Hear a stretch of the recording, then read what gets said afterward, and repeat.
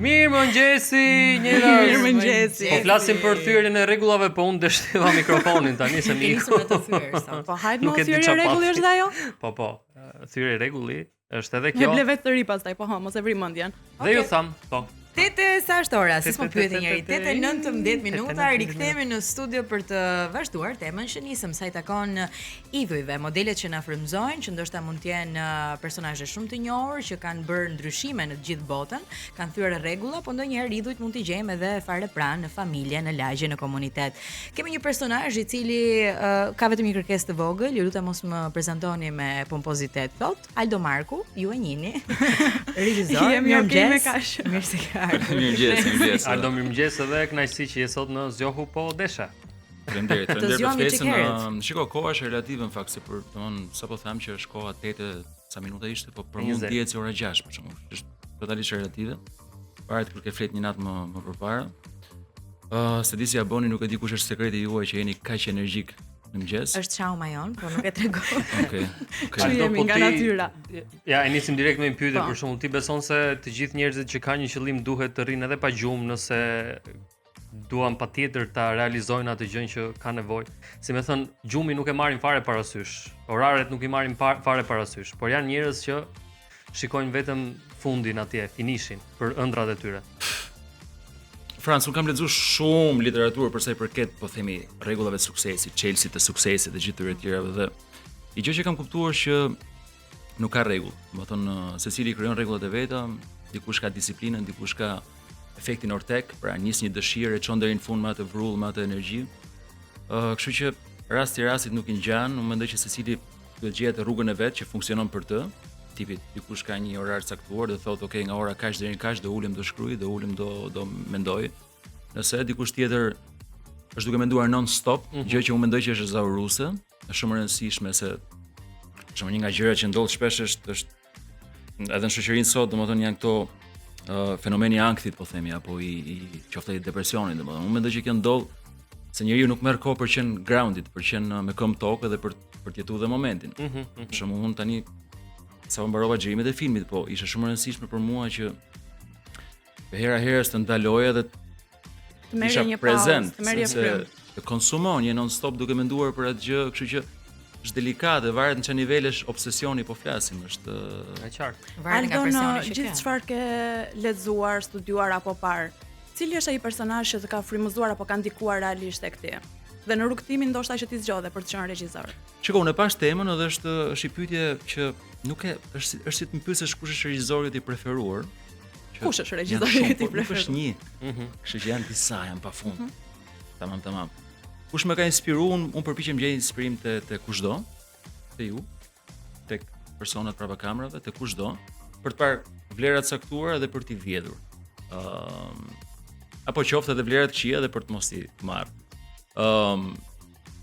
Mendoj që inspirimi është ndryshe në moshë të ndryshme. Për shembull, në këtë moshë që jam tani, më dalin shpesh ca histori të regjisorëve apo qoftë të aktorëve apo të artistëve të tjerë, të cilat rezonojnë më shumë me mua në këtë moshë caktuar.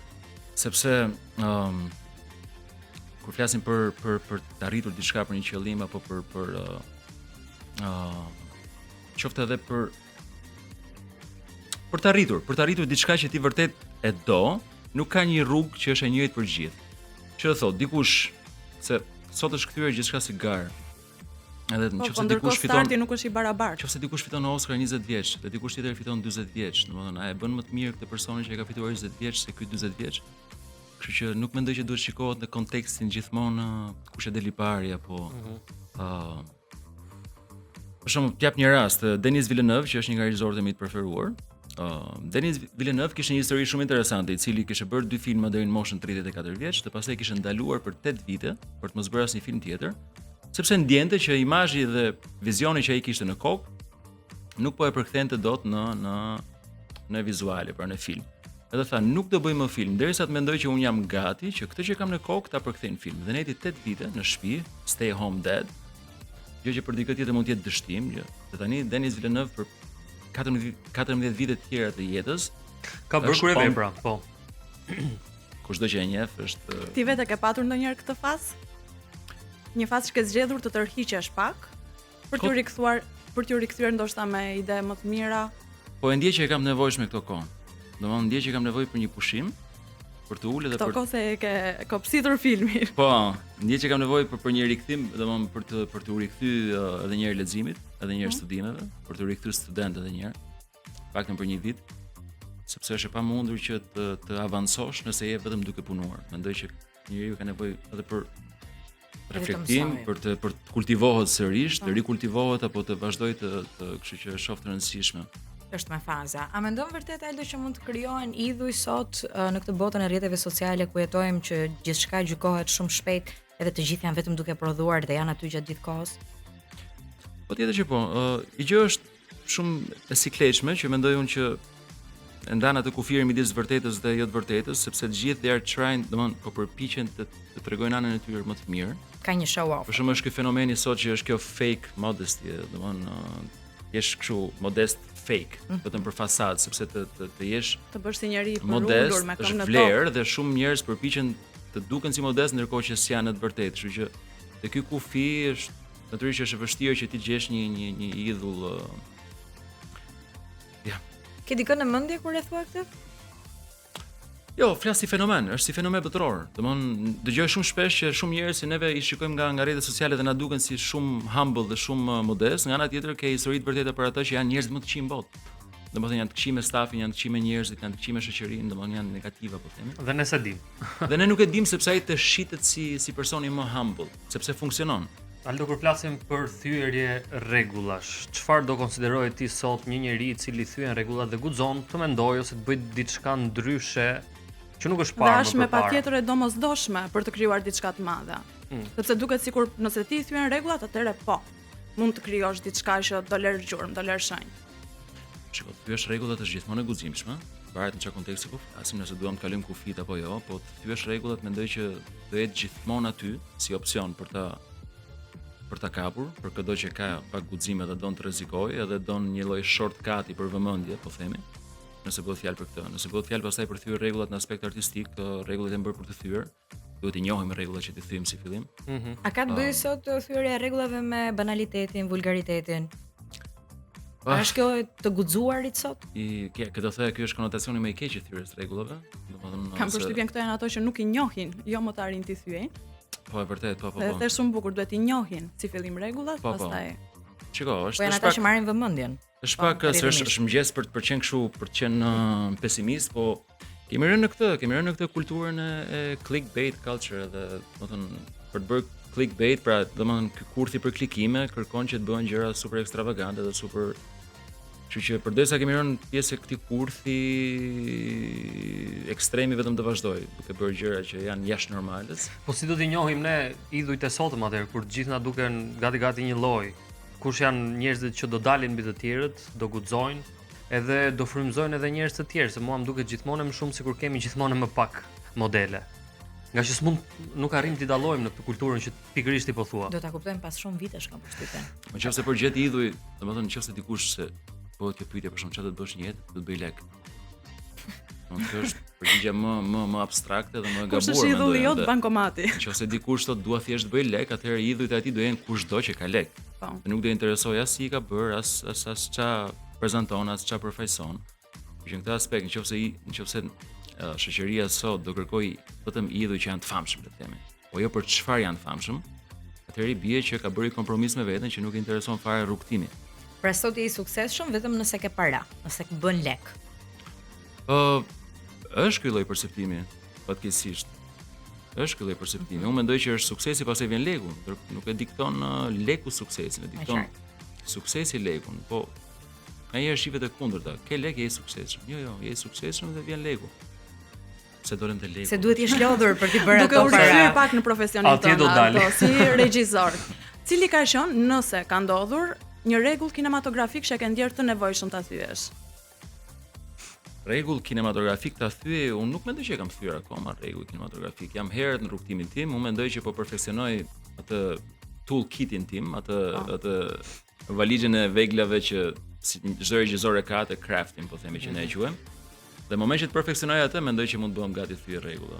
Jemi në një industri që nuk e ke shumë luksin për të thyer rregulla, sepse filmi kushton shumë edhe për të bërë një film Nuk e ke shumë luksin që urdhëro këtë valizhe me lekë që të thysh ca rregulla. Çfarë fiton ai personi që dha valizhe me lekë këtë fjalë. Kështu që un po operoj tani në po themi në tregun privat, në industrinë private të filmit, e cila është vetë gjeneruese e fondeve dhe del në kinema për publikun masiv. Me shpresën për të rezonuar te populli dhe për të qenë një film që edhe është dinjitoz, por në të njëjtën kohë është edhe zbavitës dhe entertaining business.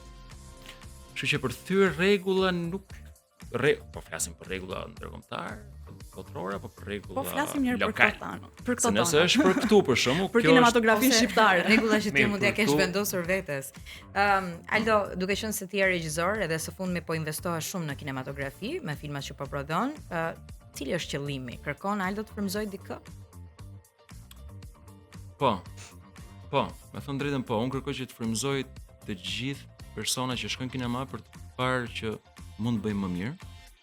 Domethënë me gjithë modestinë, mendoj që në Shqipëri ka shumë hapësirë për përmirësim dhe për të rritur nivelin e filmbërjes dhe të realizimit të një filmi, kështu që sërish me gjithë modestinë, gjithë dëshira është për të frymëzuar një publik që të dalë me një dëshirë, pse jo një kinast i ri që thotë okay, ky lloj filmi më pëlqen më shumë, do doja që të operoja në këtë lloj zhanër apo në këtë lloj forme bërje filmi dhe rezultati po themi dhe po.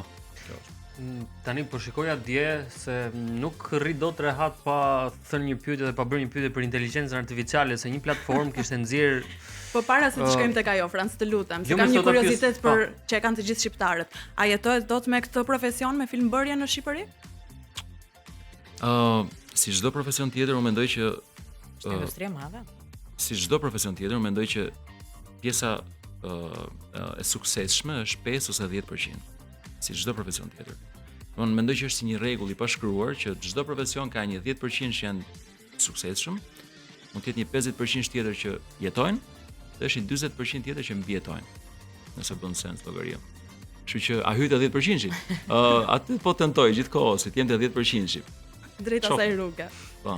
Franc, inteligjencë artificiale se e di që s'ndajt shpirti. Jo se s'ndajt shpirti, po më bëri shumë kurioztar se lidhet edhe me profesionin e aktorit që më prek edhe mua, po edhe me të regjisorit që është Aldo që kemi sot në studio.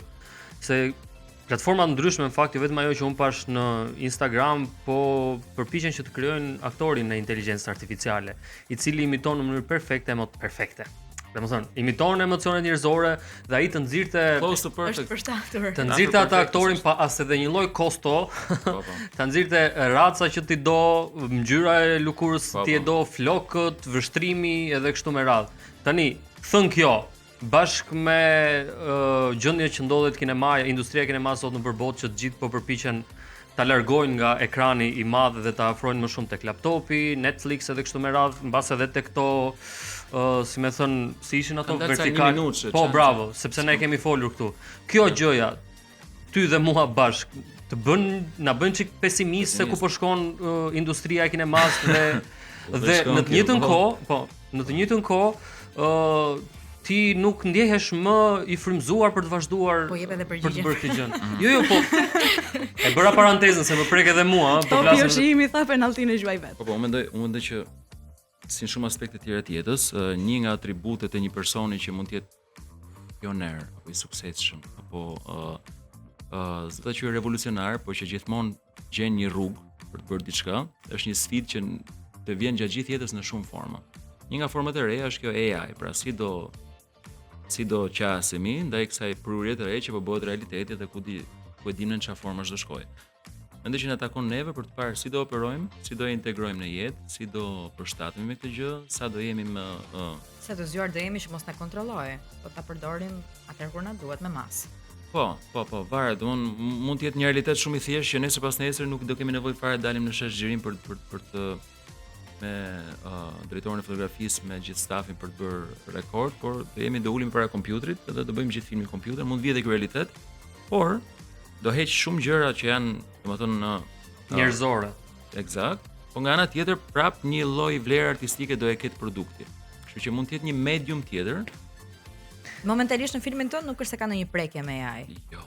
as si aktor. Jo, akoma i. Kam Ende. përshtypjen jo. regjizori edhe gjatë xhirimeve, pavarësisht se ti e ke kopsitur idenë edhe skenarin dhe çdo gjë, Po. mund të shohësh një reagim nga aktorët dhe ndryshon një linjë, ndryshon një Dhe që ishte për mua gjëra më Ndërkohë që në AI këtë gjë nuk e bën se s'ti jep pas kur fare emocioni, thjesht jep disa komanda. Gjëja më interesante që kam lexuar për AI, domethënë se ku mund shkoj e ardhmja e afërt është që mbase mund të desë edhe rrjetet sociale fare për shembull.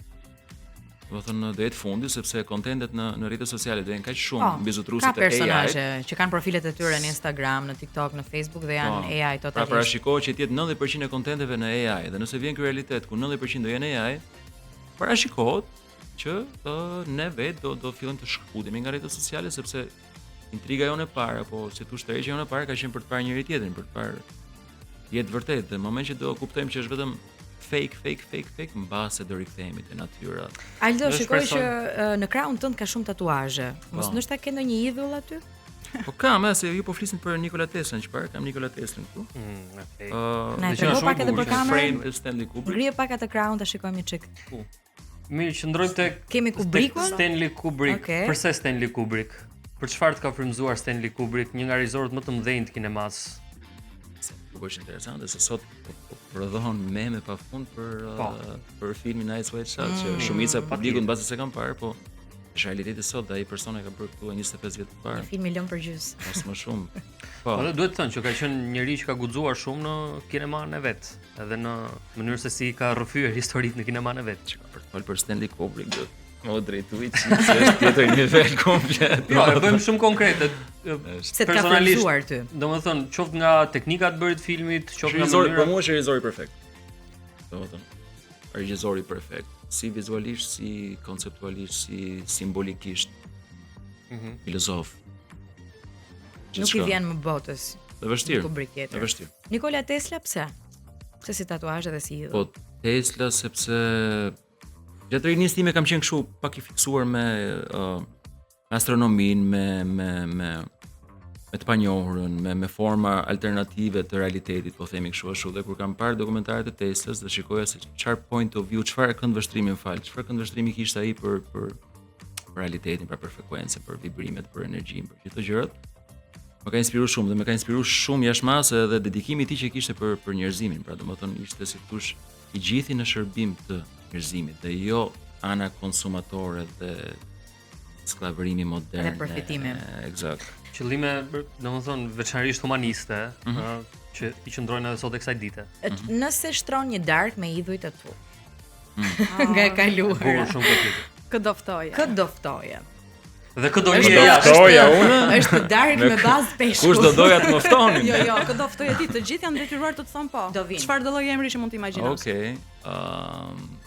Dy i morën vesh. Sa e kam limitin? Sa të Pa duash. limite ke. Sa duhet? Pesë. Ora, Pra, ti vemi limit se. Mirë, 5. Ja, tha me qenë se. 5. Tarantino, Nolan, Villeneuve, Tre regjizor deri tani. James Cameron, po vetëm Cameron. Po vetëm pse vetëm regjizor. meshkuj, ma? Fatkeqësisht. Po pse vetëm meshkuj? Nuk të frymzojnë gratë? E di. Ska asnjë grua që të ka frymzuar jetën tënde? Unë kujton një meme. Cila? Atë Francë më falë. Jo, s'ka gjë. Është një ishin të ndarje çmimesh edhe ishin 5 regjizorë të nominuar dhe ishin 4 vajza dhe një çun. Dhe fitoja i Edhe çuni, po fitoi e kam parë. Që do E di pse thotë sepse vajzat janë regjisorë të mirë. sepse Jo, se tham atë. patjetër kanë fituar edhe Oscar, kanë fituar edhe çmime fantastike, po nuk rezonojnë me mua. Nuk rezonojnë, sepse nuk është bota ime. Jam kështu. Si nuk Që- është bota jote në ç'kuptim? Në kuptimin që temat e caktuara që bëjnë regjizorët femër nuk rezonojnë shumë me mua personalisht. Janë filma shumë të mirë të realizuar, janë artistë. Dhe nuk do t'i ftoje te kjo darka. Po nuk do të rezonoj. kishte asnjë grua. Jo. Jo, më po janë 5, po t'ishin 10 do i ftoj. Një dark jo fort elegante, do thoja, me këtë diskriminim që ju bëre grave. Po jo, më pse? Jo, po i shmangu komplet regjisorët femra. Tani duhet jemi politikisht korrekt. Ja. S'dua të jem, dua të ndjek idhujt e mi, dhe për mua këto janë, domethënë, këto të katërt. Po Kështu që- ta kthejmë çik në realitetin shqiptar, kur ke qenë i vogël Aldo, cilit kanë qenë njerëzit këtu që ti ke parë në ekranin e televizionit ose qoftë të kinemas që të kanë frymzuar për të ndjekur pikërisht rrugën e kinemas. Ka pasur ndonjë njeri? Shqipëri? Mhm. Është pedagogu im, Kujtim Çashku. Unë kam mbaruar studimet e Marukut, e di shumë mirë dhe inspirim për mënyrën se se çfarë regjizori është. A janë pedagogët tanë në fakt idhujt e parë që ne kemi sa i takon profesionit po flas, sepse Po nëse gjen atë formën e komunikimit me studentin, detyrimisht janë, nëse gjen formën e komunikimit. Sepse pastaj fillojnë E drejt. Duhet gjesh edhe veten. Aldo ti ke edhe një vajzë të vogël Po. që po rritet në këtë realitetin shqiptar. Çfarë idhulli do dohet ti të kishte ajo në të ardhmen? Modelin e kujt do dohet ishte të ndiqte? Po ai që do rezonoj më shumë, unë po përpiqem të jem model, jo se po përpiqem të jem model per se, po ashtu jam dhe mendoj që mund të rezonojnë ca vlerë dhe ca gjëra. Kështu që është e lirë të zgjedh këtë doj, seriozisht, nuk ndryshe nga po lexoj edhe një fakt tjetër interesant, domethënë se për gjithë e dim se çfarë fuqie ka imazhi i babait të një vajze, dhe po shikoja ndryshimin e brezave me këtë jo daddy issues dhe këtë gjëra, dhe thonin që brezat sot do jetë e kundërta, domethënë sepse baballarët sot po shpenzojnë 4 fish kohë më shumë, 5 fish diçka të tillë, domethënë thuaj që Janë më të lidhur me fëmijët. më shumë i ndrojnë pelena për një vit një baba fëmijës se që ndronte dikur gjithë vitin, gjithë jetën, domethënë. Okej. Kështu që dedikimi është bërë shumë i madh, sensibilizimi është bërë më i madh, awareness-i domethënë gjithë gjëja, po Ti je nga ata baballarët që të kalon dy prindërve duhet kohë me përkushtojnë vajzën të tënde, dy. kemi parë edhe në rrjetet sociale, mendon që je frymëzim për të? po besoj se po. Po. Një model i mirë. Besoj se po. Ja. Aldo, shumë faleminderit që ishe pjesë e Faleminderit ju. zgjohu po deshe. Ishte kënaqësi. Tham gjëra shumë të bukura, unë nuk naqa. Test në bar, ditë në bar. A u kënaqëm të gjithë? Nuk e di, flisni për veten. Prishe çik me atë regjisorën femër. Shiko, edhe ish partneri jote ka qenë është regjisor në profesion, kështu që mendova që ndoshta kishte Por zotin, po ta pisësh atë, vlerësim dhe edhe ajo simpati ka për të zgjedhë gjithë meshkuj, nuk e di pse.